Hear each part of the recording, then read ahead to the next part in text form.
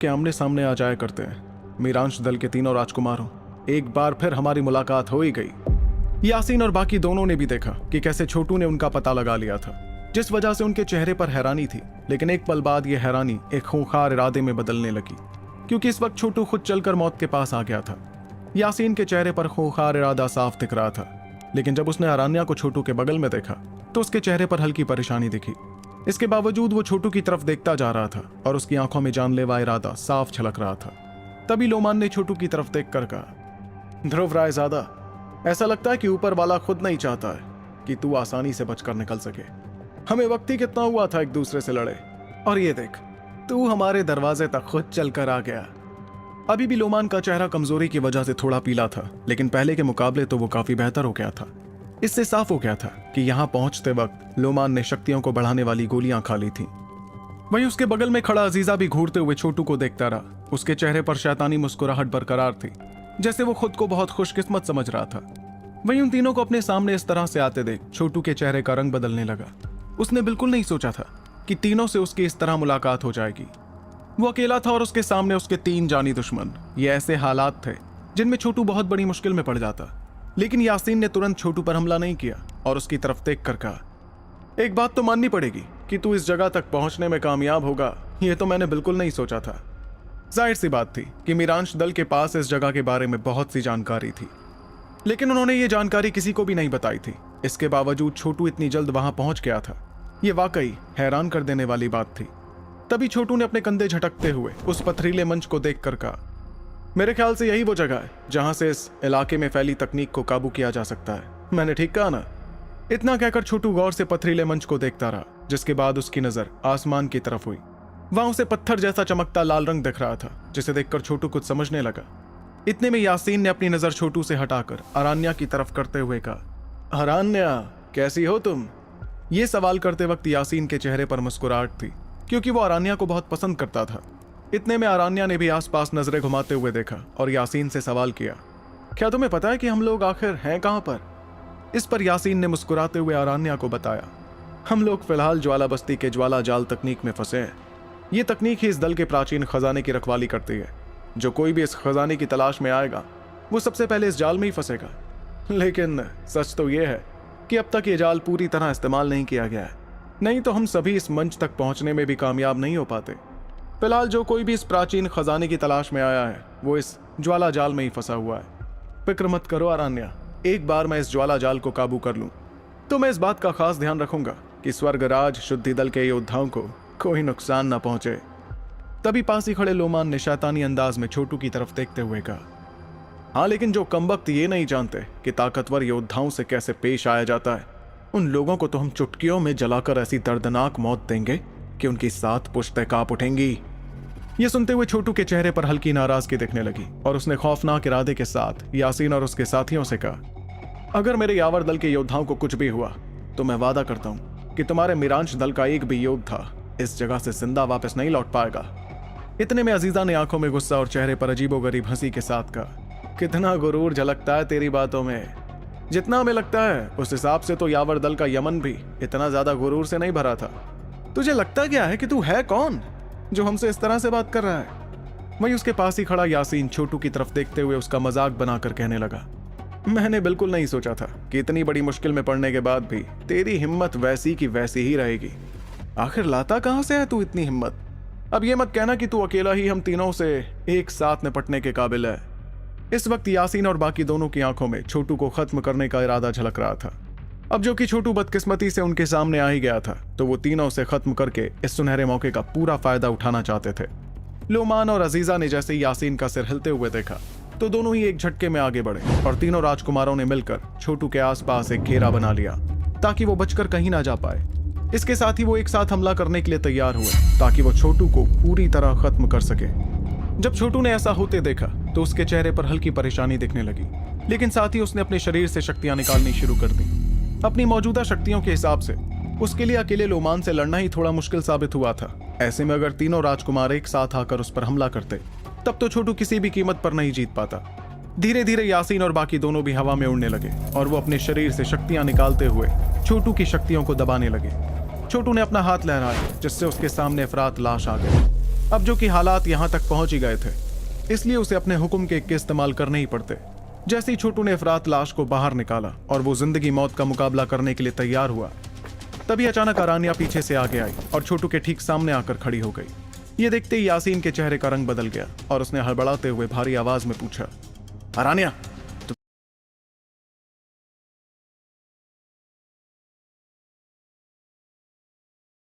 तुम ये क्या कर रही हो? क्या तुम जानती भी हो कि हमारे खिलाफ जाने का मतलब क्या है?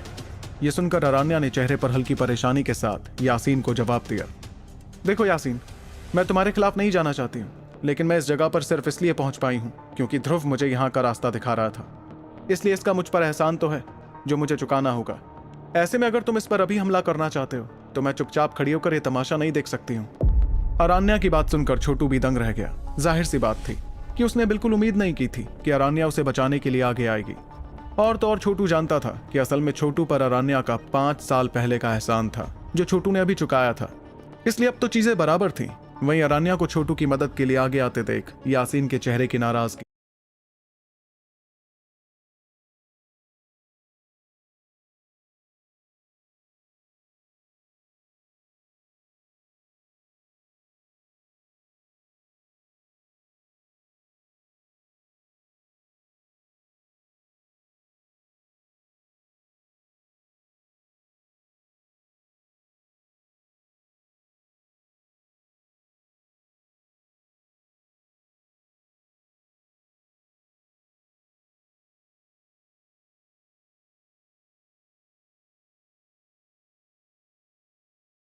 और ज्यादा बढ़ गई और वो गुस्से से लाल होने लगा।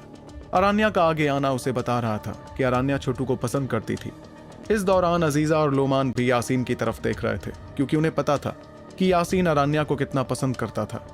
भले ही दोनों के बीच का रिश्ता ज्यादा खास नहीं था, लेकिन यासीन अरानिया को देखता तो अपने प्यार की तरह ही था। मगर अब जो अरानिया छोटू की मदद कर रही थी, इस बात से यासीन को बहुत तगड़ा झटका लगा था। इसके बावजूद अजीजा और लोमान के चेहरों पर हल्की हंसी थी क्योंकि वो जानते थे कि अब यासीन किसी भी कीमत पर छोटू को खत्म करके रहेगा। इतने में यासीन ने छोटू की तरफ देखते हुए कहा, यही है तुम्हारी काबिलियत का नमूना ध्रुव रायज़ादा? क्या तुम इसी तरह लड़की के पीछे छुपोगे? छोटू की आंखों में भी नाराजगी दिख रही थी, जिसके साथ वो आंख भरते हुए अरानिया से आगे चला गया। अरानिया ये देखकर थोड़ा घबरा गई और उसने धीमी आवाज में छोटू से कहा, पिछले 5 सालों की कड़ी ट्रेनिंग के बाद तुम्हें इतना तो समझ जाना चाहिए था कि जिंदगी की कीमत कितनी ज्यादा होती है। इस वक्त अपना गुरूर दिखाने का कोई फायदा नहीं है, वो भी एक पल की जांबाजी के लिए। ये बेवकूफ़ी का काम है और कुछ नहीं। इस पर छोटू के आगे बढ़ते कदम अचानक थम गए और वो खामोश रहकर अरानिया की तरफ देखने लगा। फिर उसने मुस्कुराकर अरानिया की बात का जवाब देते हुए कहा, तुम्हारे दिल में ये सवाल आता होगा ना कि मैं महज 5 सालों में इस मुकाम तक कैसे पहुंच गया। इसका जवाब बड़ा ही सीधा सा है। मैं ऐसा इसलिए कर पाया क्योंकि उस वक्त मैंने खुद से वादा कर लिया था कि मैं सिर्फ एक दफ़ा किसी को अपनी ज़िंदगी बचाने का मौका दूंगा। और वैसे भी मुझे जांबाज बनना बिल्कुल पसंद नहीं है। मैं अच्छी तरह समझता हूँ कि इन तीनों की मिली जुली ताकत कितनी ज़्यादा है, लेकिन तुम्हें भी पता होना चाहिए कि अब मैं वो 5 साल पहले वाला ध्रुव नहीं रहा जिसे लोग कमज़ोर कहकर कुचल कर आगे बढ़ जाते थे। अगर ये तीनों मुझे मारना चाहते हैं तो इन्हें इसकी इतनी भारी कीमत चुकानी पड़ेगी जो ये कभी सोच भी नहीं सकते हैं। अरानिया देख रही थी कि कैसे बात करते वक्त छोटू के चेहरे पर मुस्कुराहट थी। आखिर में अरानिया ने मजबूरी में आ भरते हुए कुछ नहीं कहा, लेकिन छोटू की कही बातें यासीन के कानों में पड़ गई थी, जिसके चलते उसने तुरंत हंसकर कहा, क्या कहा तूने? इतनी भारी कीमत जो हम कभी सोच भी नहीं सकते। लगता है कि मौत सिर पर देखकर तू पागल हो गया है। लेकिन छोटू के चेहरे की मुस्कुराहट तो बरकरार थी और उसने तुरंत अपने हाथों को कसते हुए 2 काले रंग के बीज बाहर निकाले। दोनों बीजों को छोटू ने अपनी हथेली में बंद रखा और उन्हें तीनों राजकुमार भी अच्छी तरह देख पा रहे थे। इतना ही नहीं, बल्कि दोनों बीजों में से एक ऐसी रहस्यमयी और अजीबोगरीब शक्ति महसूस की जा सकती थी जिसकी हद का पता लगा पाना बहुत मुश्किल था। दोनों बीज बाहर निकालते ही छोटू के चेहरे की मुस्कुराहट और ज्यादा बड़ी हो गई और उसने यासीन और बाकी दोनों की तरफ देखकर सवाल किया, मुझे तो पूरा यकीन है इस बात का, लेकिन अगर तुम्हें लगता है कि मैं झूठ बोल रहा हूं तो आगे आओ और कोशिश करो मुझे खत्म करने की। यासीन देख रहा था कि छोटू की आंखों में फिलहाल किसी तरह का डर नहीं था, बल्कि एक अजीब सा पागलपन नजर आ रहा था, जैसे उसे मरने का कोई डर ही नहीं था। यासीन इस पागलपन को देखकर थोड़ा फिक्र में दिखने लगा, क्योंकि अब वो छोटू को कोई कमजोर और मामूली योद्धा नहीं मानता था।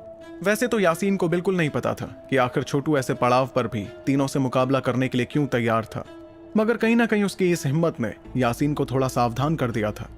सच में शायद छोटू के पास कोई ऐसी चीज थी जिसकी यासीन और उसके साथियों को बहुत भारी कीमत चुकानी पड़ जाती। वहीं यासीन के चेहरे की परेशानी देखकर लोमान और अजीजा तंग रह गए। उन्होंने कभी नहीं सोचा था कि यासीन छोटू की बातों से इतना घबरा जाएगा। तभी लोमान ने उसे समझाते हुए कहा, भैया चाहे लड़का कितना भी काबिल क्यों ना हो, ये अकेला हम तीनों से तो टकरा ही नहीं सकता है। आप इसकी बातों में आकर घबराइए मत। अजीजा इस वक्त छोटू की तरफ देखता जा रहा था, लेकिन उसने कुछ नहीं कहा। वो भी अच्छी तरह से जानता था कि यासीन किस तरह का योद्धा था। अगर उसे जरा भी मुश्किल नजर नहीं आती तो वो कभी छोटू को खुद पर इस तरह हावी नहीं होने देता। तभी एक पल बाद यासीन ने अपनी नजर पथरीले मंच की तरफ करते हुए कहा, सबसे पहले मैं इस जाल तकनीक पर काबू पा लूं, फिर देखता हूं इसके साथ क्या करना है। ये सुनते ही लोमान तो गुस्से से आग बबूला हो गया। वो गुस्से में यासीन से कुछ कहने ही वाला था कि अचानक अजीजा ने उसे समझाते हुए कहा, इतना बेचैन क्यों हो रहा है लोमान, एक बार हम इस जाल तकनीक को काबू कर लें, तब ये तो क्या इसके दल का कोई भी मेंबर यहाँ से जिंदा बचकर नहीं जा पाएगा। थोड़ा और इंतजार कर। भैया जो कह रहे हैं बहुत सोच समझ कर कह रहे हैं। तकनीक पर काबू पाने के बाद इस ध्रुव से कैसे निपटना है ये तू ही हमें बताना। खुश? इस पर लोमान ने अपने दांत पीसते हुए हामी भरी और छोटू की तरफ खूंखार इरादे के साथ देखकर कहा, अच्छा ठीक है, इसे थोड़ी देर और यूं ही फुदकने देते हैं। यासीन छोटू की तरफ एक नजर देखकर अपनी नजर वापस पथरीले मंच की तरफ करने लगा। धीरे धीरे उसका शरीर मंच के बीचों बीच रखे पत्थर के पास आया। यासीन फिलहाल कोई खतरा नहीं उठाना चाहता था और भले ही उसे पूरा यकीन नहीं था कि छोटू इन तीनों को एक साथ संभाल लेता, लेकिन वो इस वक्त कोई खतरा नहीं उठाना चाहता था। इसलिए फिलहाल अपनी जानलेवा चमक को काबू कर वो अपना ध्यान ज्वाला बस्ती के जाल पर लगाने लगा। वहीं छोटू ने देखा कि यासीन उस जाल तकनीक को काबू करने की कोशिश करने के लिए सीधे पत्थर के पास चला गया। इस दौरान अजीजा और लोमान छोटू पर ही नजर रखे हुए थे ताकि वो कुछ न कर पाए, लेकिन छोटू ने तो बिना किसी डर के कहा, तो तुम ज्वाला दल की जाल तकनीक को काबू करना चाहते हो? ठीक है तो फिर करो काबू। पर उसकी बात से अरण्या की आंखों में फिक्र दिखने लगी और उसने तुरंत छोटू से कहा, तुम ये कैसी बात कर रहे हो? क्या तुम्हें पता भी है कि अगर उसने इस जाल तकनीक को काबू कर लिया तो अंजाम क्या होगा? उस वक्त इस इलाके में मौजूद हर इंसान की जिंदगी का फैसला यासीन कर सकेगा। ऐसे में अगर तुम्हारे पास भागने का कोई बहुत अच्छा तरीका भी हो तो भी यावर दल के योद्धा कहीं नहीं जा पाएंगे। तभी छोटू ने चेहरे पर शांति और एक हल्की मुस्कुराहट के साथ कहा, मैं जानता हूं, लेकिन तुम्हें क्या लगता है कि इस ज्वाला बस्ती की जाल तकनीक को काबू करना इतना ज्यादा आसान होने वाला है? मगर अरण्या तो उसकी बात मानने को तैयार ही नहीं थी, इसलिए उसने परेशान होकर अपनी बात जारी रखी। ये वही जगह है जहां से ज्वाला बस्ती की जाल तकनीक को काबू किया जा सकता है, और क्योंकि मिरांश दल वाले सबसे पहले यहाँ पहुंचे थे, इसका मतलब इनके पास जरूर कुछ ऐसी जानकारी है जो बाकियों के पास नहीं है। ऐसे में तुम इतने दावे के साथ कैसे कह सकते हो कि ये अपनी कोशिश में नाकाम होगा? क्या तुम सच में हर किसी की जिंदगी दाव पर लगाकर इस तरह यहीं खड़े रहोगे? पर छोटू ने उसकी बात का कोई जवाब नहीं दिया और वो बस चुपचाप मुस्कुराते हुए पत्थर और यासीन को देखता गया। इस पर अरण्या ने भी उससे आगे कुछ नहीं कहा और वो भी अपनी नजरें यासीन की तरफ करने लगी। वो देख रही थी कि कैसे उस पत्थर से ढेर सारी रोशनियां बाहर आने लगी थी। इन रोशनियों को जैसे ही यासीन ने छुआ तो अचानक एक जोरदार गर्जना सुनाई पड़ी और वो पथरीला मंच कांपने लगा। इसके बाद उस मंच से निकलती रोशनियों की तादाद और ज्यादा बढ़ गई। वहीं जब हवा में उड़ते लोमान और अजीजा ने यह नजारा देखा तो उनकी आंखों में खुशी साफ नजर आने लगी। उनके हिसाब से कुछ ही पलों में वो इस ज्वाला बस्ती की इस जाल तकनीक को काबू करने ही वाले थे। तो क्या ज्वाला बस्ती की तकनीक को काबू कर लेगा यासीन, और कैसे रोक पाएगा छोटू उसे अपने साथियों को खत्म करने से? जानने के लिए आपको सुनना होगा सुपर योद्धा, सिर्फ पॉकेट एफएम पर। दोस्तों, योद्धा टेक नोवेल यूट्यूब चैनल को सब्सक्राइब कर लो, क्योंकि आगे का एपिसोड सबसे पहले यही आएगा। और कमेंट में दिए व्हाट्सएप चैनल को ज्वाइन कर सकते हो नेक्स्ट एपिसोड का अपडेट सबसे पहले पाने के लिए। उस प्राचीन मंच के ऊपर से एक के बाद एक रोशनी निकलती जा रही जो एक दूसरे से मिलती गई। आखिर में वो एक बड़े जाल में बदल गई जो चारों तरफ दिखाई दे रहा था। उस अजीबोगरीब जाल को देखकर छोटू के चेहरे पर हल्की परेशानी नजर आई। अब जाकर उसे ज्वाला जाल नजर आने लगा था जो धीरे धीरे उस पथरीले मंच पर आ गया था। लेकिन इस नजारे को देखकर छोटू की परेशानी और ज्यादा बढ़ गई। ऐसा इसलिए क्योंकि अचानक से उसे कुछ समझ आने लगा था। उसने देखा कि असल में वो ज्वाला जाल पथरीले मंच की रक्षा नहीं कर रहा था, बल्कि वो तो उस पथरीले मंच को दबाकर रखने का काम कर रहा था। इस एहसास के चलते छोटू तुरंत कुछ कदम पीछे हो गया और उसने धीमी आवाज में अरण्या से कहा, कुछ बहुत गलत होने वाला है। ये सुनकर अरण्या के चेहरे पर भी हल्की फिक्र दिखने लगी, क्योंकि उसने भी एक अजीब सा खतरा महसूस किया था। दूसरी तरफ मंच पर खड़े यासीन ने जब ऐसा होते हुए देखा तो वो भी काफी परेशान हो गया। अगले पल वो काफी झिझकने लगा, लेकिन फिर उसने अपनी झिझक को काबू कर अपना हाथ सीधे उस प्राचीन पत्थर पर रख दिया जो उस पथरीले मंच के बीचों बीच बना था। यासीन के हाथ रखते ही वो प्राचीन पत्थर जोर जोर से कांपने लगा और कुछ ही पलों में वो एक तेज धमाके के साथ फट गया। इस वजह से रोशनी बिखरती नजर आ रही थी, जिसके साथ ही मंच पर चढ़ा ज्वाला जाल काफी कमजोर पड़ने लगा।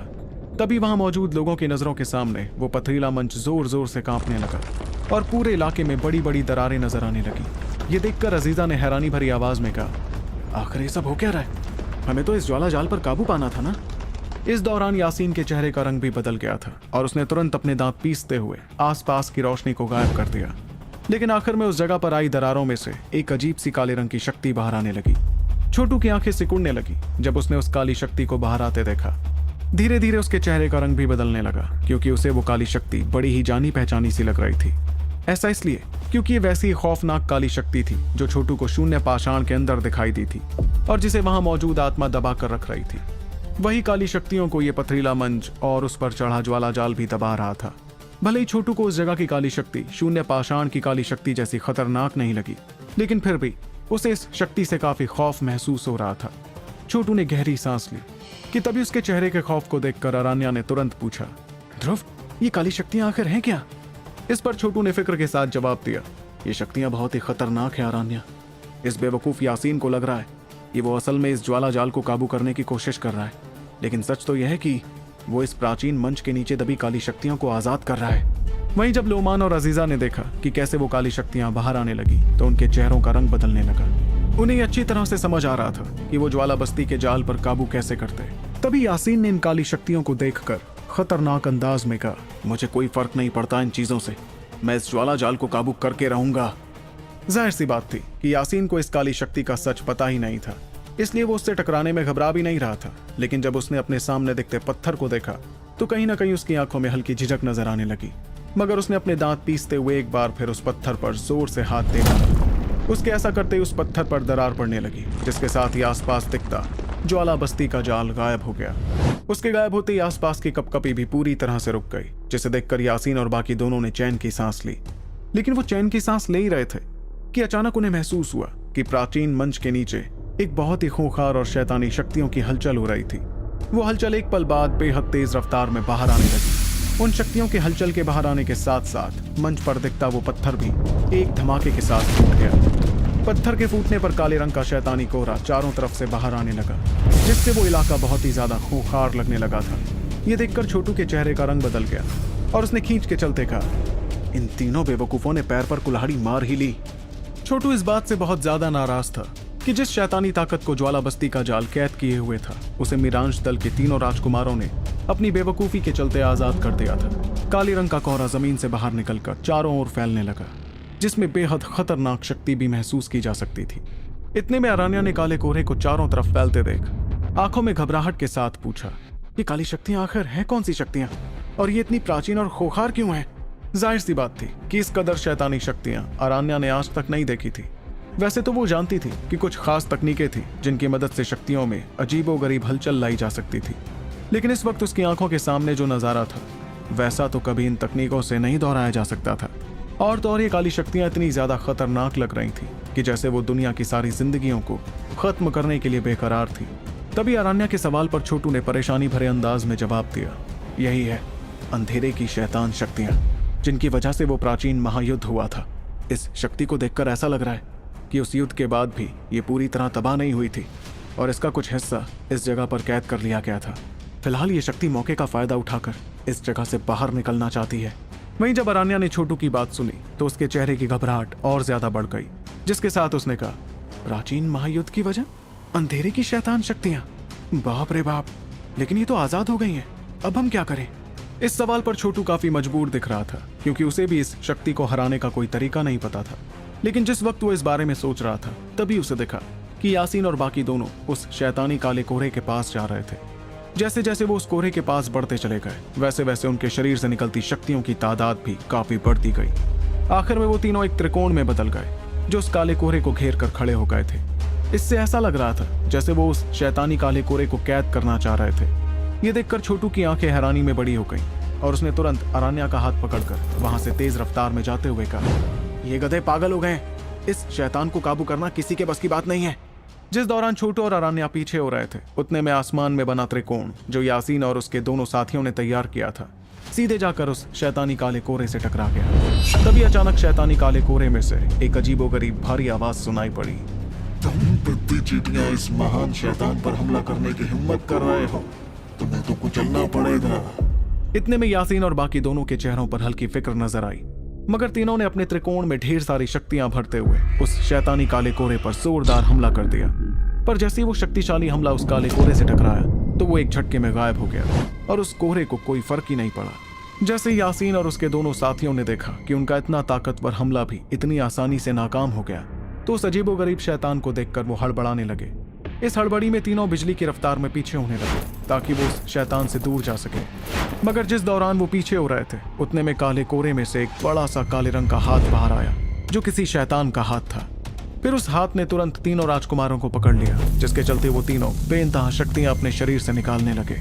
वो शक्तियां कोहरे से टकराकर अपने आप तबाह हो जा रही थी, जिससे साफ हो गया था कि उनके हमले इस शैतान का कुछ नहीं बिगाड़ सकते थे। इस दौरान छोटू, जो बहुत दूर चला गया था, लगातार तीनों राजकुमारों को उस काले शैतान पर हमला करते देखता जा रहा था। उसके चेहरे पर जरा भी अफसोस नहीं था, क्योंकि वो जानता था कि उस शैतान को आजाद करने की गलती भी तीनों राजकुमारों ने ही की थी, इसलिए उसकी सजा भी तीनों को ही मिलनी चाहिए थी।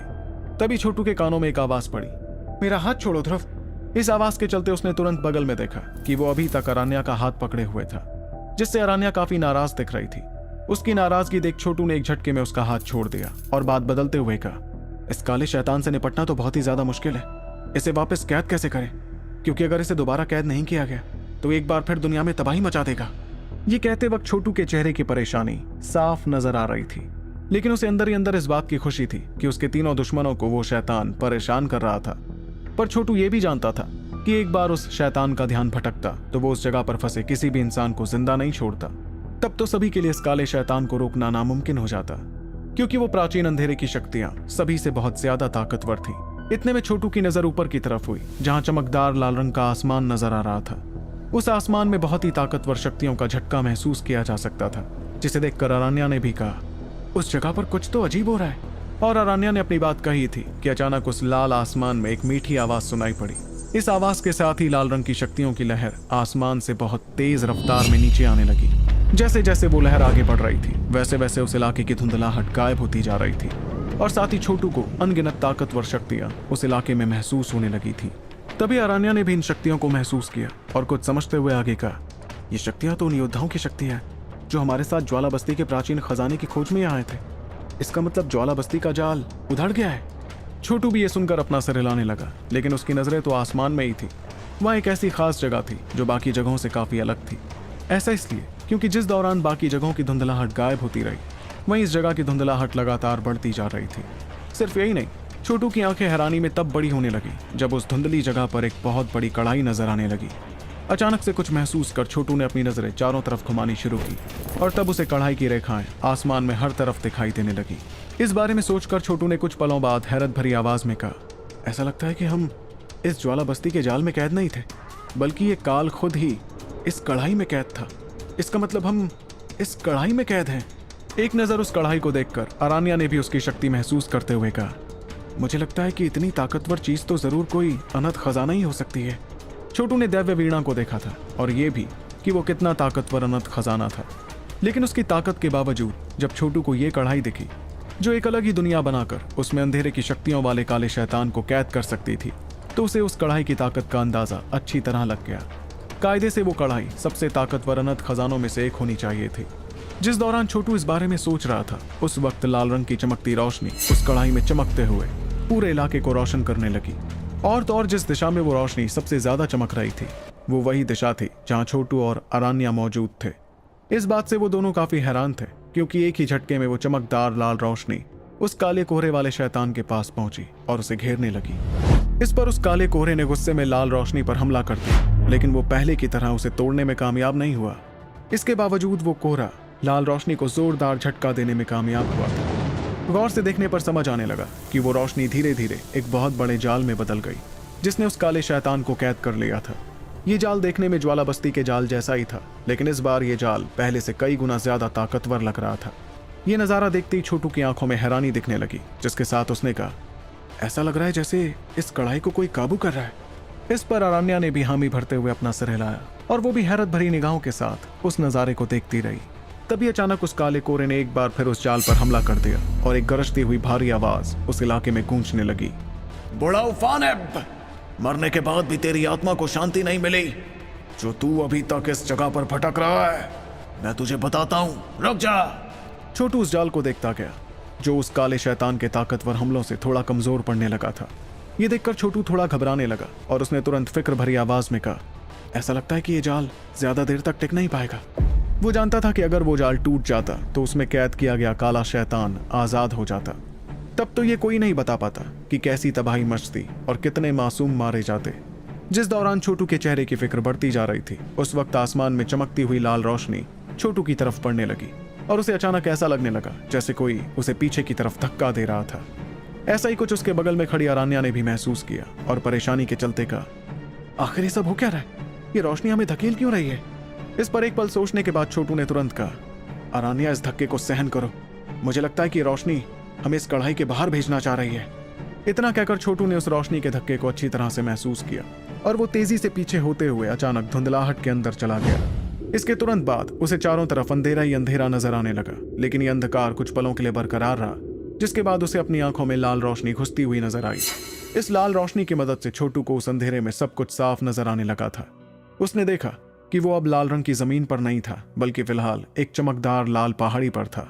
सिर्फ यही नहीं, बल्कि उसकी आंखों के सामने एक बहुत बड़ी चमकदार लाल कढ़ाई दो पहाड़ों के बीच रखी हुई थी।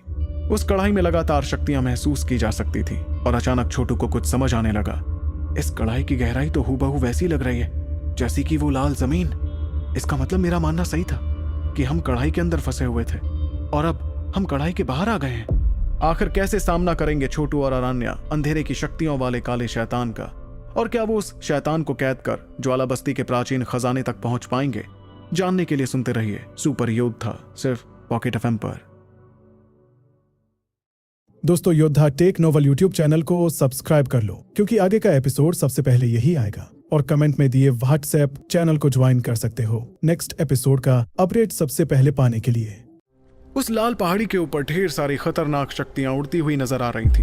दूर से देखने पर ऐसा लग रहा था जैसे वो पहाड़ी आग की लपटों में जल रही हो, जो देखने में बड़ी खूबसूरत लग रही थी। वहीं छोटू की नजरें तो लगातार उस बड़ी कढ़ाई में गड़ी हुई थी जो पहाड़ पर टिकी थी। उस चमकदार लाल रंग की कढ़ाई पर आग की लपटें नजर आ रही थी। उसमें से निकलती खतरनाक शक्तियों ने पूरे आसमान को घेर लिया था और छोटू को समझ आ गया कि ये वही कढ़ाई थी जिसमें वो और बाकी लोग अटके हुए थे।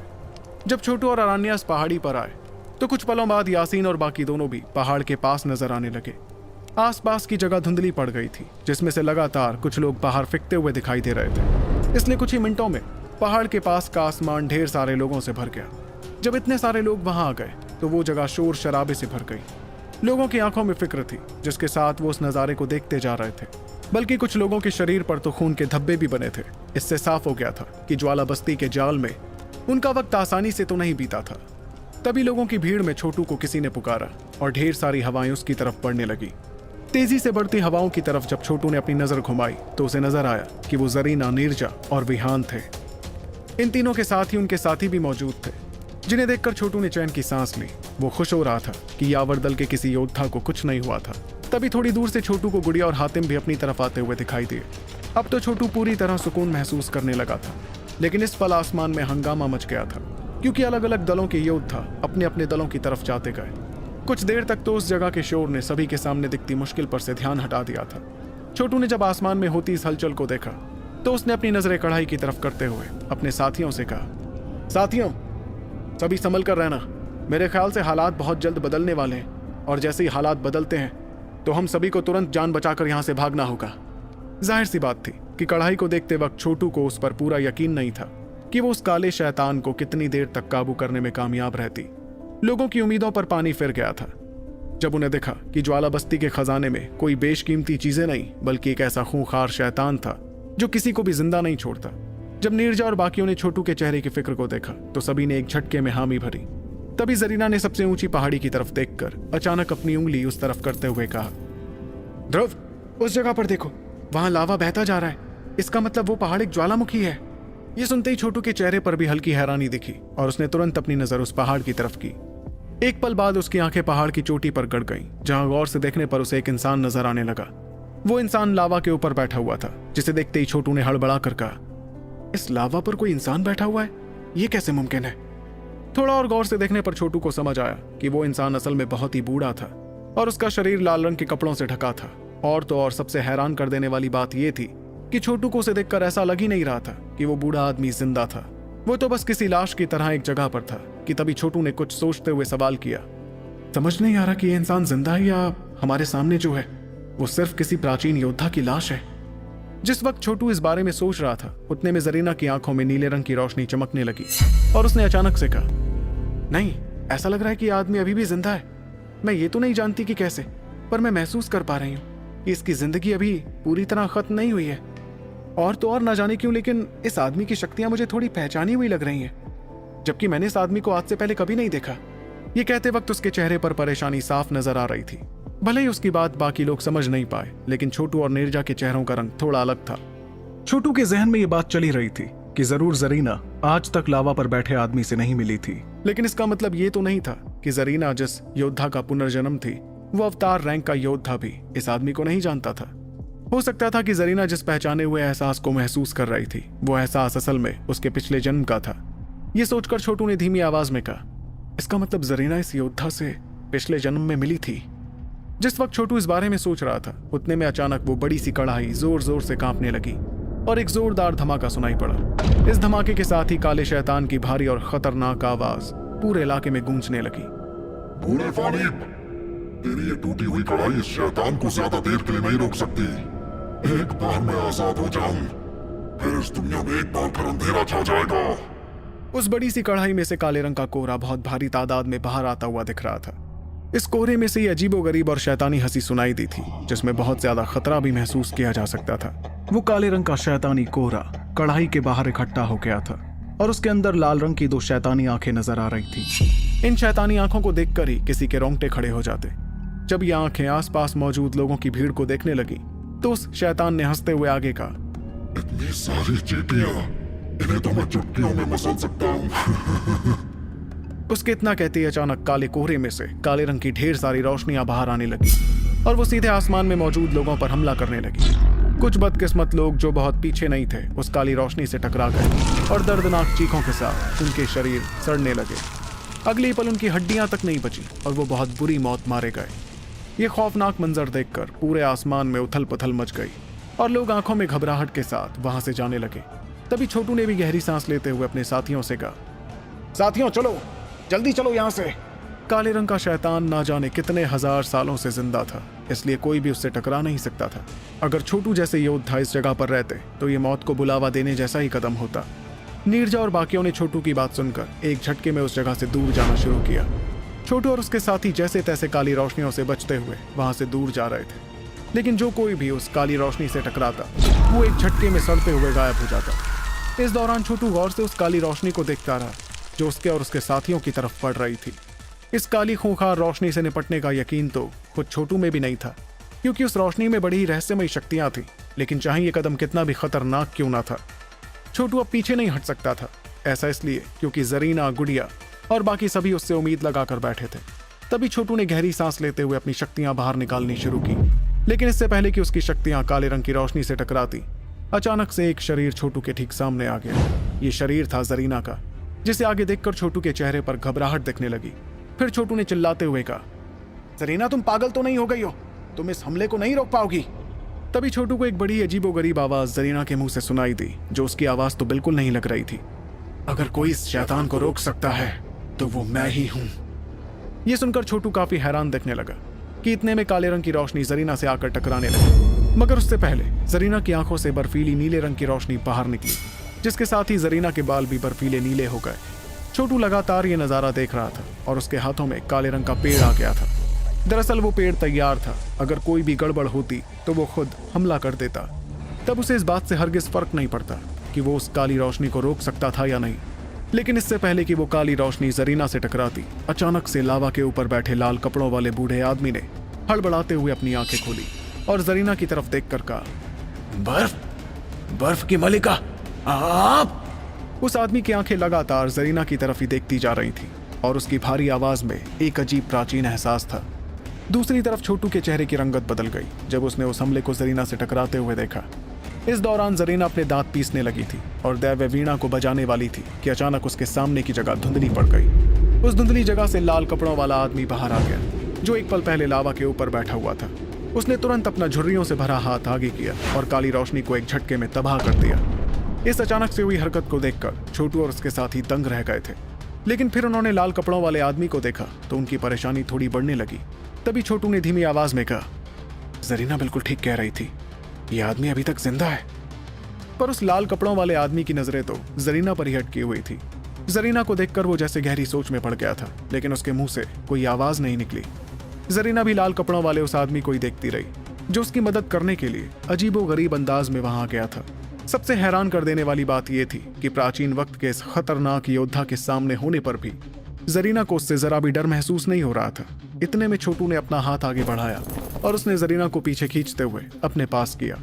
उसके हाथों में काले रंग का पेड़ दिखाई दे रहा था, जिसके साथ ही छोटू ने बड़ी इज्जत भरी आवाज में कहा, देखिए बुजुर्ग, हमारा इरादा आपको परेशान करने का बिल्कुल नहीं था।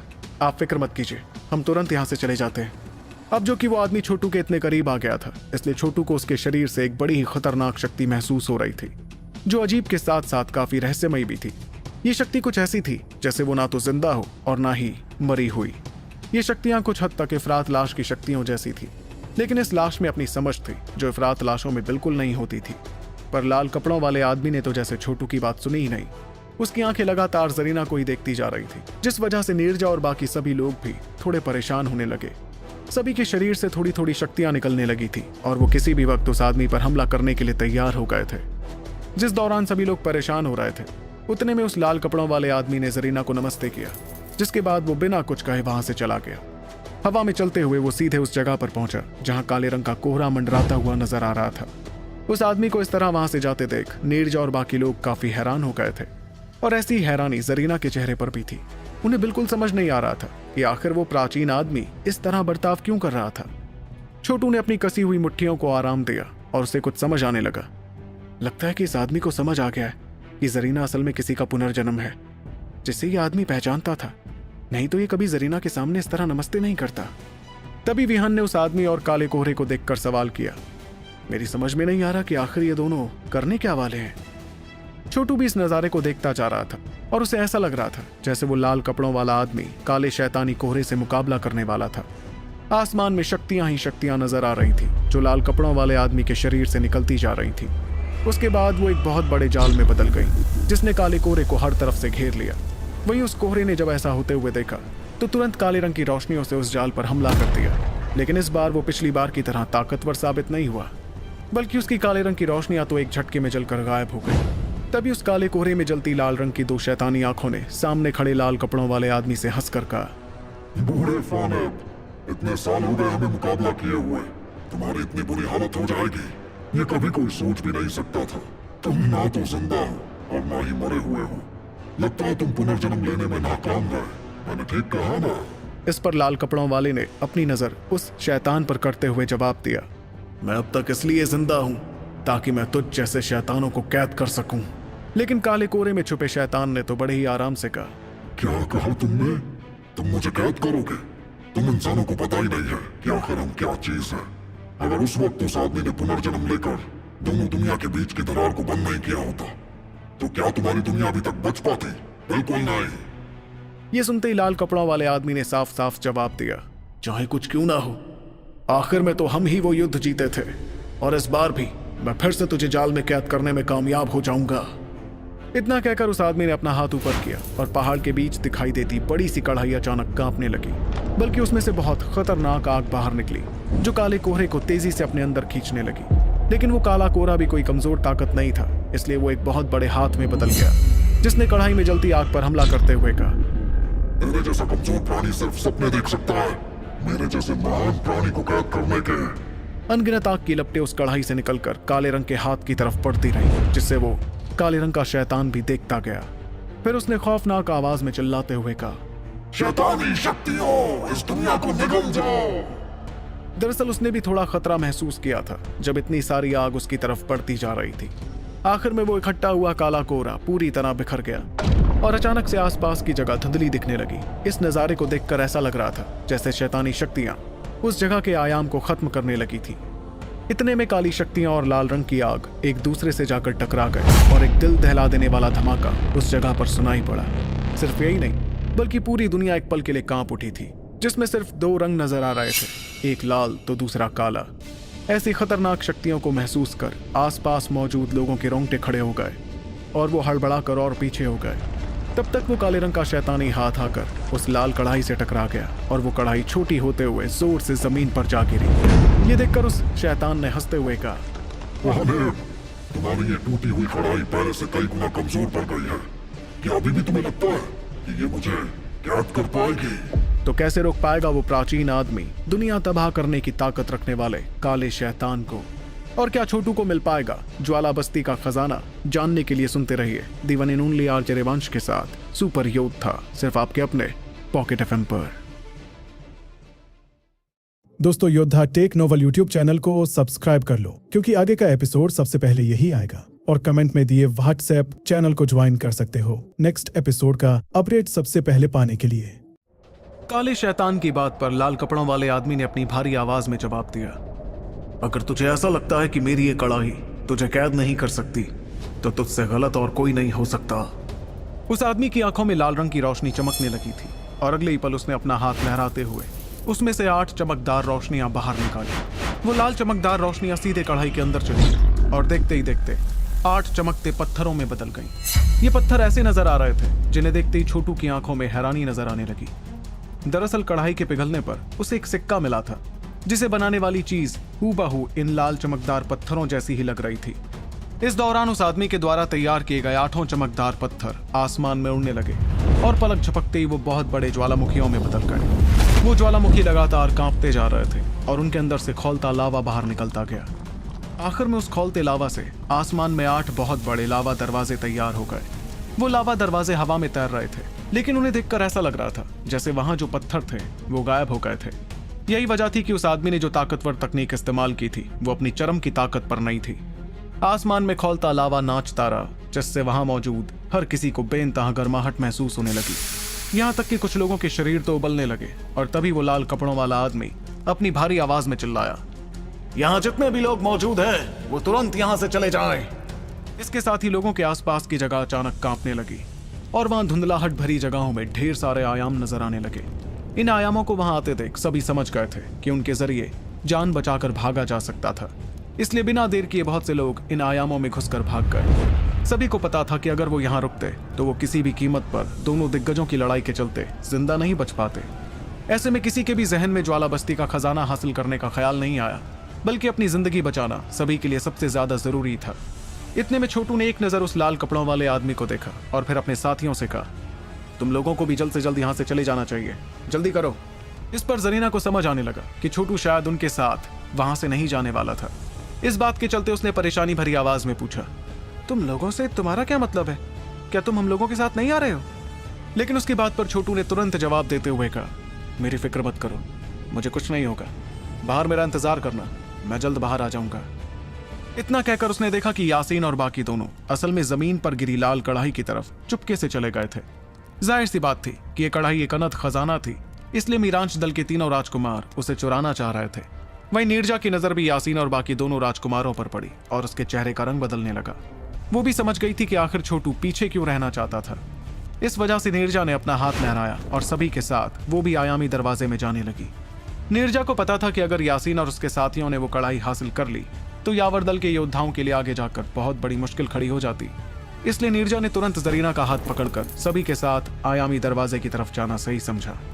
जब छोटू ने देखा कि नीरजा सभी के साथ आयामी दरवाजे से चली गई तो उसने चैन की सांस लेते हुए अपनी नजर तीनों राजकुमारों की तरफ की।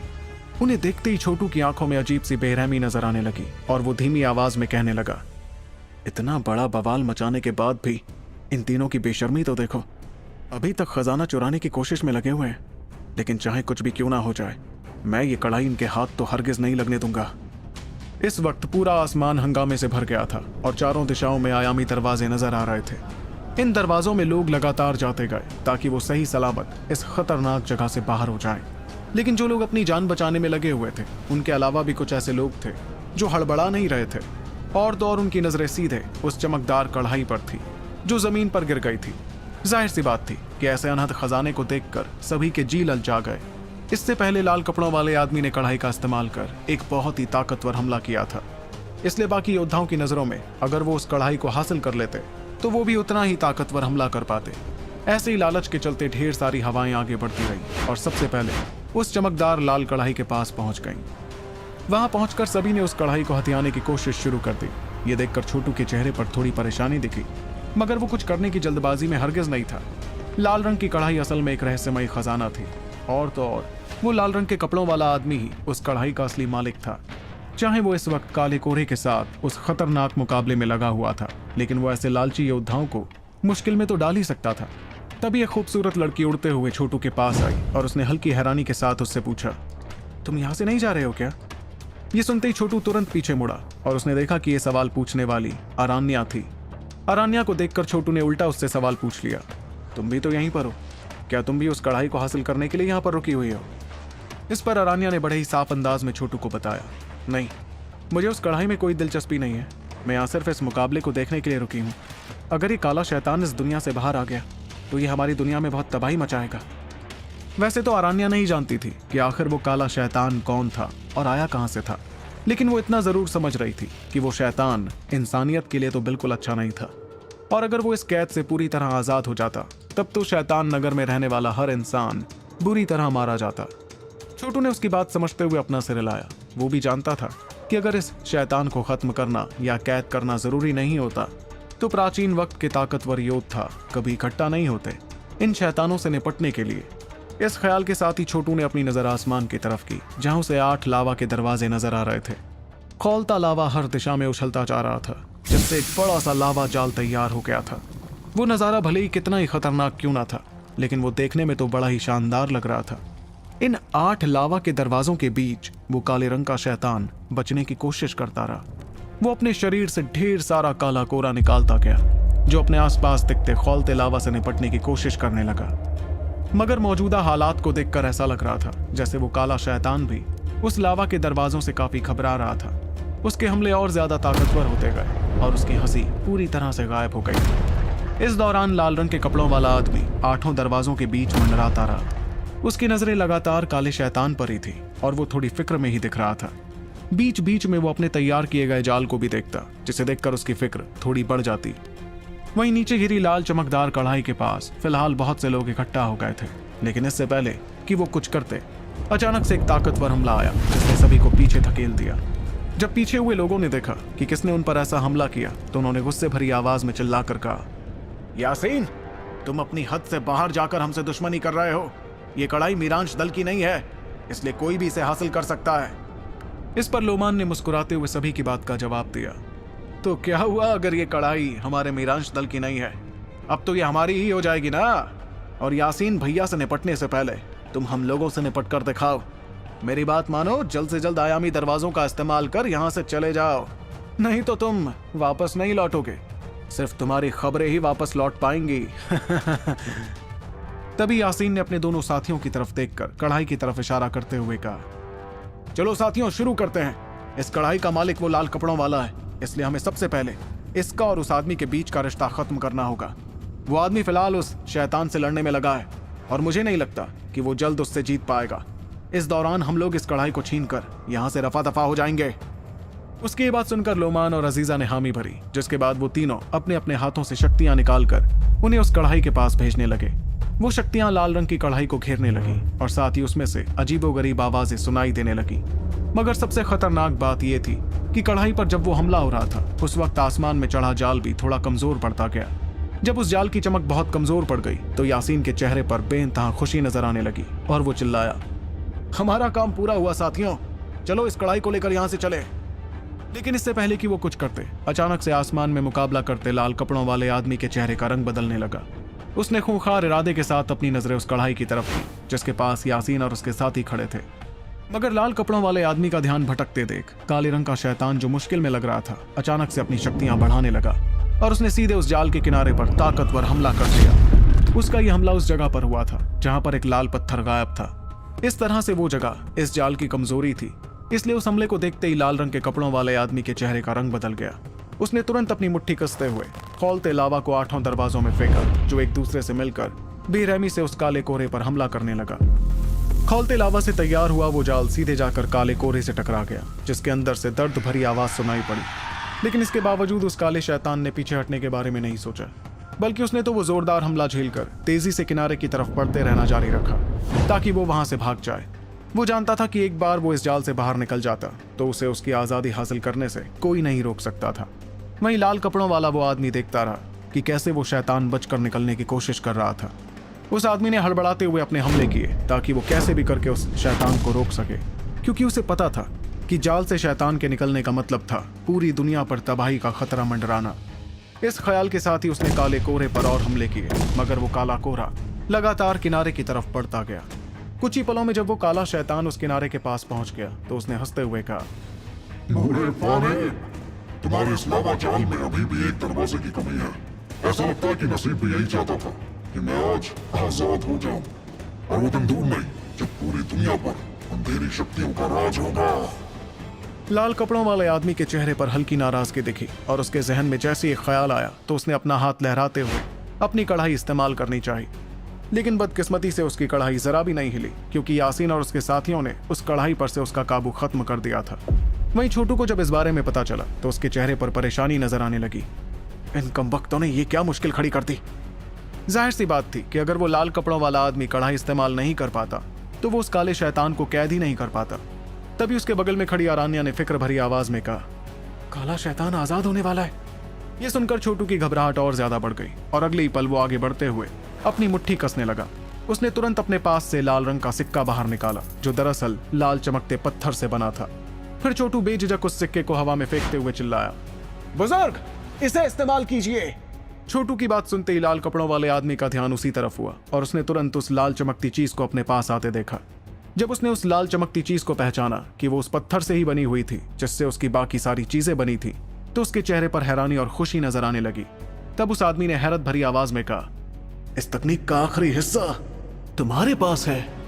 इतना कहकर उसने तुरंत वो सिक्का हासिल किया और उसे सीधे उस किनारे पर फेंक दिया जहां का पत्थर गायब था। उसके ऐसा करते ही अचानक उस जगह पर एक बड़ा लावा का दरवाजा तैयार हो गया, जिससे वो तकनीक न सिर्फ पूरी हो गई बल्कि पहले के मुकाबले बहुत ज्यादा मजबूत भी हो गई।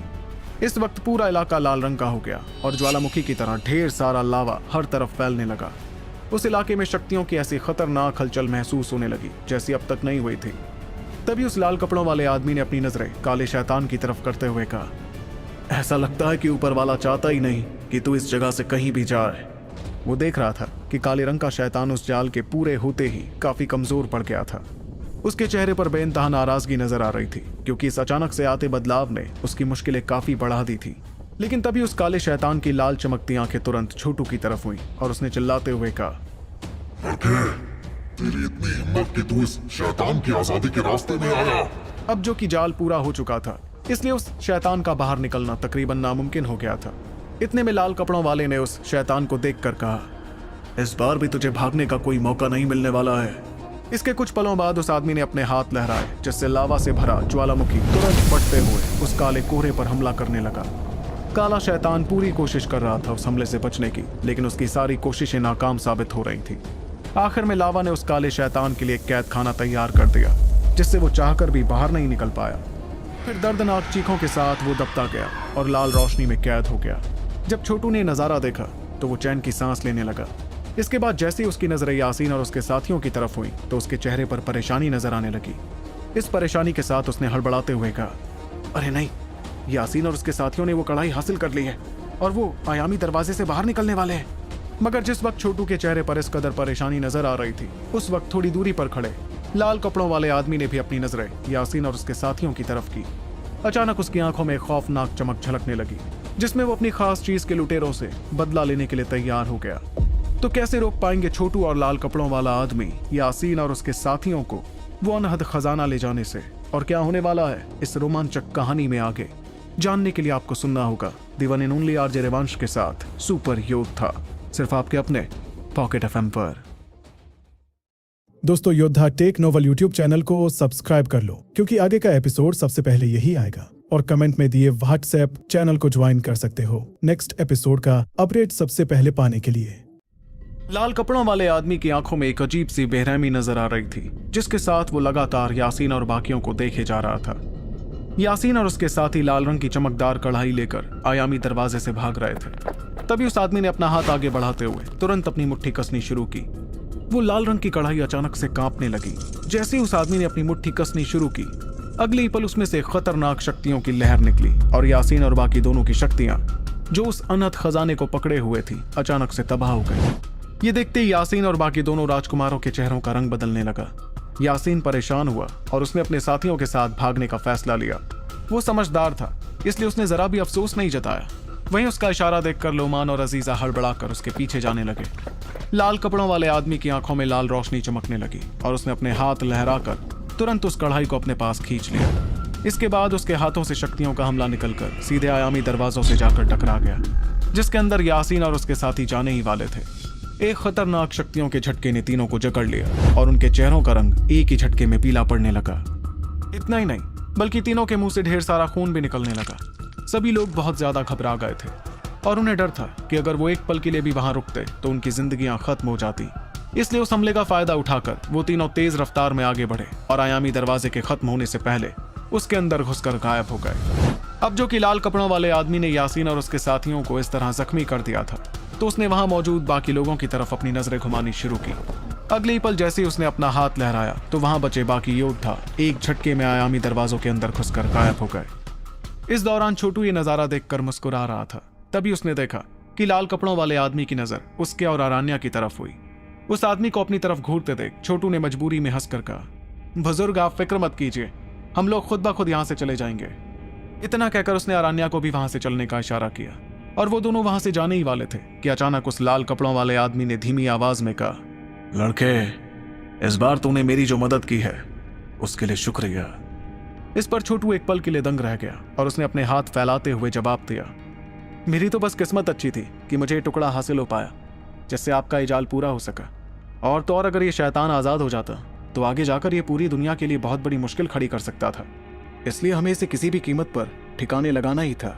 ये सुनते ही उस बूढ़े आदमी के चेहरे पर हैरानी नजर आने लगी और उसने हड़बड़ाकर सवाल किया, तुम्हें इस शैतान के बारे में क्या पता है?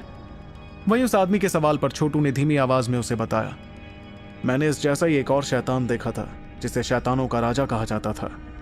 छोटू दरअसल उस शैतान की बात कर रहा था जो उसे शून्य पाषाण के अंदर दिखा था, जिसे वहां रहने वाली आत्मा दबा रही थी।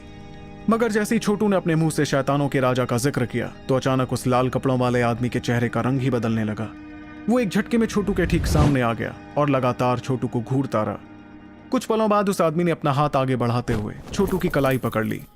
छोटू उस आदमी की इस हरकत से काफी हैरान हो गया था, लेकिन उसे अच्छी तरह से पता था कि दोनों के बीच की शक्तियों का फासला कितना ज्यादा था, इसलिए उसने जैसे तैसे खुद को शांत किया। कुछ पलों तक वो लाल कपड़ों वाला आदमी छोटू की कलाई को पकड़े रहा, जिसके बाद उसने उसका हाथ छोड़कर छोटू की तरफ देखते हुए कहा, मैंने कभी नहीं सोचा था कि तुम्हारे पास विनाशक प्राचीन निशान होगा और साथ ही प्राचीन पाषाण भी। उस आदमी की आवाज इतनी धीमी थी कि छोटू के अलावा और कोई भी नहीं सुन पाता, मगर उसकी इस बात से छोटू की धड़कन एक पल के लिए थम गई। वो हैरान था कि उस आदमी ने न सिर्फ विनाशक प्राचीन निशान का पता लगा लिया था, बल्कि प्राचीन पाषाण का भी पता लगा लिया था। छोटू को लगने लगा कि जिस प्राचीन पाषाण की बात वो आदमी कर रहा था वो शायद छोटू का रहस्यमय तिलिस्मी पत्थर था। इतने में छोटू एक पल के लिए झिझकने लगा, जिसके बाद उसने अपनी आवाज को शक्तियों से भरकर फुसफुसाते हुए उस आदमी से कहा, बुजुर्ग, जिस प्राचीन पाषाण का आप जिक्र कर रहे हैं वो आखिर करता क्या है? ये सुनकर वो लाल कपड़ों वाला आदमी एक पल के लिए सोच में पड़ गया। फिर उसने छोटू के बगल में खड़ी आरान्या की तरफ देखा और चेहरे पर हल्के शक के साथ कुछ पलों के लिए खामोश रहा, लेकिन फिर वो धीरे धीरे पीछे होने लगा, जिसे देखकर छोटू के चेहरे पर हैरानी नजर आने लगी। जब लाल कपड़ों वाले आदमी का शरीर पीछे हो गया तभी आरान्या ने छोटू की तरफ देखकर कहा, तुम मुझसे जाकर बात कर लो ध्रुव, मैं इस जगह पर थोड़ा घूमकर आती हूँ। जाहिर सी बात थी कि आरान्या की समझ में आ गया था कि वो आदमी उसके सामने छोटू से कुछ नहीं कहने वाला था, इसलिए उसने समझदारी दिखाते हुए खुद ब खुद पीछे हटना ठीक समझा। इतने में छोटू ने एक पल के लिए खामोश रहने के बाद हामी भरी और जब उसे देखा कि आरान्या काफी दूर चली गई है तो वो भी लाल कपड़ों वाले आदमी के पास पहुंचा। वो और लाल कपड़ों वाला आदमी इस वक्त पहाड़ की चोटी पर खड़े थे जहां लावा ही लावा नजर आ रहा था। वहां एक ऐसी जगह थी जिस पर खौलते लावे का कोई असर नहीं पड़ रहा था और वो दोनों वहीं जाकर बैठ गए। तभी उस बूढ़े आदमी ने छोटू की तरफ देखकर अपनी भारी आवाज में कहा, जब तक मेरी थोड़ी बहुत यादें बची हैं तब तक मैं तुम्हें इस बारे में कुछ तो बता ही सकता हूँ। वैसे सच कहूँ तो मेरी मौत बहुत वक्त पहले ही हो चुकी है, लेकिन मैंने एक बड़ी खास तकनीक का इस्तेमाल कर अपनी आत्मा का एक हिस्सा अभी भी जिंदा रखा है, इसलिए मैं इस अधमरे हाल में जिंदा रह पाया हूँ। लेकिन अब जो कि एक बार फिर ये काला शैतान कैद कर लिया गया है, इसलिए मेरी समझ धीरे धीरे खत्म हो जाएगी। आगे कभी अगर तुम इस जगह पर आए तो तुम्हें सिर्फ एक पुतला दिखाई